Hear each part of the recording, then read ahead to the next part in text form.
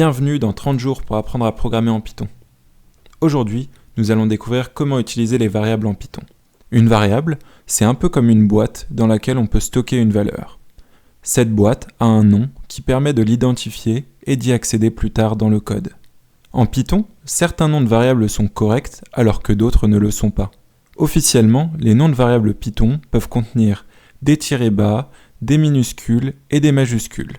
Attention, les noms de variables sont sensibles à la casse, ce qui signifie que nom de variable en minuscules et nom de variable en majuscules seront deux variables bien différentes. Dans un nom de variable, on peut également utiliser des chiffres, mais le premier caractère d'une variable ne peut pas être un chiffre. Enfin, il existe des noms dits réservés, qui sont déjà utilisés par Python pour d'autres fonctionnalités. Vous ne pouvez donc pas les utiliser pour nommer vos variables. Pour voir la liste complète des mots réservés, tapez help, entre parenthèses, entre guillemets, keywords, dans l'interpréteur Python. S'il est possible de nommer ces variables comme on le souhaite, il existe néanmoins plusieurs conventions pour nommer ces variables. Le plus important est d'en choisir une et de s'y tenir. Comme le recommande pip8 pour Python Enhancement Proposal, un document qui recense les bonnes pratiques à adopter en Python.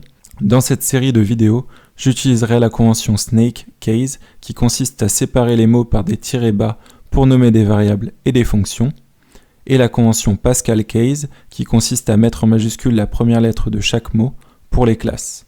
Peu importe la convention que vous choisissez. Le nom que l'on donne à une variable doit être le plus explicite et le moins ambigu possible, pour que vous ou quelqu'un d'autre puissiez relire et naviguer facilement dans votre code. Maintenant que l'on sait comment nommer correctement une variable, nous allons voir comment y stocker une valeur. Pour stocker une valeur dans une variable, on utilise tout simplement l'opérateur d'affectation égale. On va donc créer un nouveau fichier Python que l'on va appeler 03-variable. Dedans, on peut par exemple écrire x égale entre guillemets tomate. Lorsque l'on utilise la fonction print pour afficher x, le terminal affiche bien tomate. Pour davantage de lisibilité, on va ajouter du texte dans la fonction print. La virgule permet de séparer les valeurs que l'on donne à la fonction. Le séparateur par défaut est un espace, mais on peut modifier cela en utilisant le paramètre sep égale, entre guillemets, le séparateur souhaité. Pour gagner du temps, on peut assigner la même valeur à plusieurs variables en une seule ligne. Si on regarde le terminal, on a bien x, y et z qui contiennent la valeur tomate.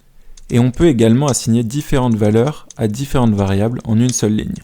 Cela s'appelle l'unpacking. Cette fois-ci, si on regarde le terminal, on a bien x, y et z qui contiennent respectivement la valeur tomate, carotte et poivron. Et voilà, vous en savez désormais davantage sur les variables Python et les bonnes pratiques de nommage. N'hésitez pas à vous abonner à ce compte pour découvrir une nouvelle notion chaque jour et à mettre ce contenu en favori pour y revenir plus tard.